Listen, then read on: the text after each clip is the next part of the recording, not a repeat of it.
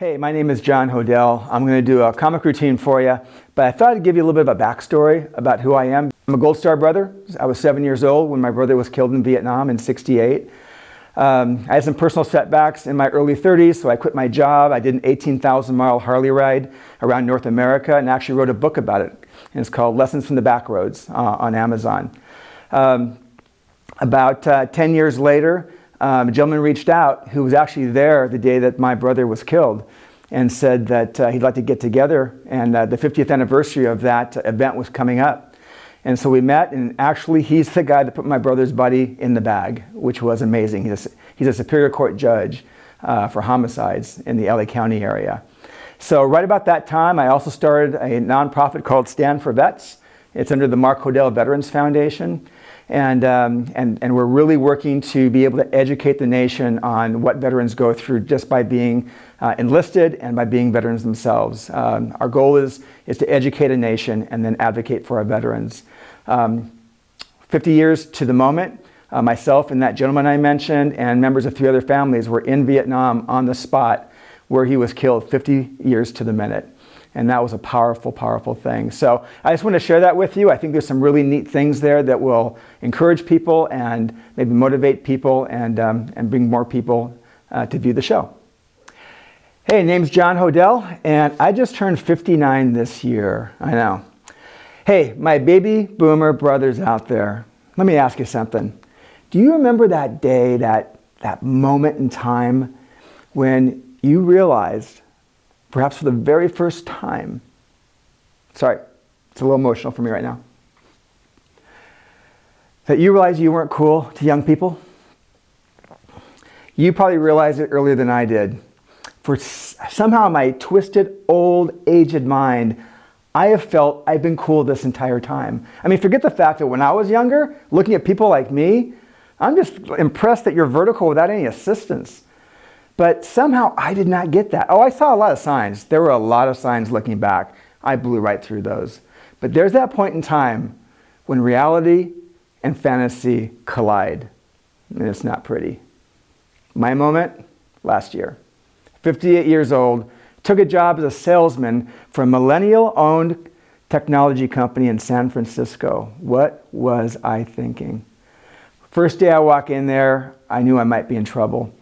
Open floor plan, can see everybody, no bald heads, dogs running all over the place. I'm like, this is different. So I walk over to where the sales group is, and there's about 4 or 5 guys. They're all talking, they're all sales guys.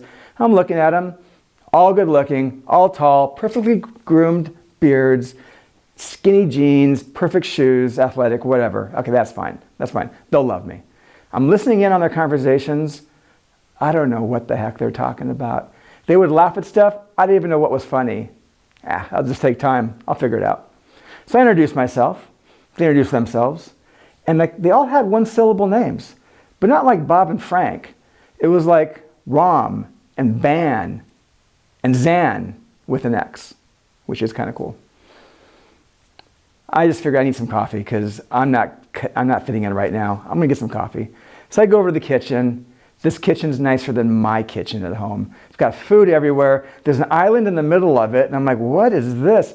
People are making toast, and they're spreading avocados on it. Like, what is that? So I'm looking around like this guy in the wilderness, like, where is the coffee? I'm looking for that bulbous pot. Come on, you guys know what I'm talking about. That bulbous pot with a 2-inch black stain that's burnt into the glass from years and years of just burning it in, but it gives that coffee such a good flavor. Nothing like that. I look around, I see this contraption that I think is a coffee-related machine because it's got 2 cylinders of beans in it. So I walk over to that, and I'm looking at this thing, and the front of it looks like an airplane cockpit. I'm like, how do you even start this thing? So I get my phone out, I start Googling instructions. Well, now there's a line of millennials behind me, and I could feel their eyes like piercing the back of my head. So I panic. So I grab the first cup I can find, which was an extra large to-go cup. I stick it under the nozzle. I hit the one button that had, one of 7 that had a cup on it, and it starts grinding and spewing out coffee. I'm so relieved. Except it lasted 5 seconds. I'm like, what was that? So I basically put an inch of coffee in my cup. So I guess I could have hit it 9 more times. That would have been cool. So I grab it like that's what I meant to do. I walk away, and this one girl behind me goes, you should do pour over coffees. I'm like, what? Never mind. So I go over, I'm trying to find some chemically infused sweetener. Where's the Sweet and Low? That's my product. Nothing like that. Everything's organic. So I grabbed some, stevia. So I'm putting that in my coffee. I mean, even the sweetener has a better first name than most of the guys there So I grab that, I start walking back to my desk, and there's definitely cracks in the facade happening. I'm not feeling super cool at the moment. And here comes Zan with the X. And he's walking at me that kind of cool way. He's a taller guy. And he goes, "Hey, John." I went, "He remembers my name. I'm going to fit in just fine here." And then it all went wrong. Have you guys ever been in a traffic accident when you saw it coming? It lasted a second, but it slowed down like 5 minutes. That's what happened here. This was my greeting accident, because right when he said, "Hey, John," he went sideways on me, which then I had to do that, and I had no idea what to do next. And what happened next was horrific. We come in, we slap, I curl my fingers to give me a little bit of time.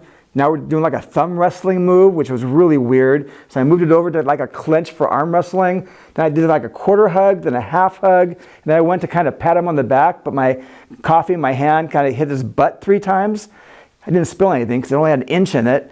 And I just walked away, and it was a disaster. That's when it hit me. I walked over to my stand-up desk, put my coffee down.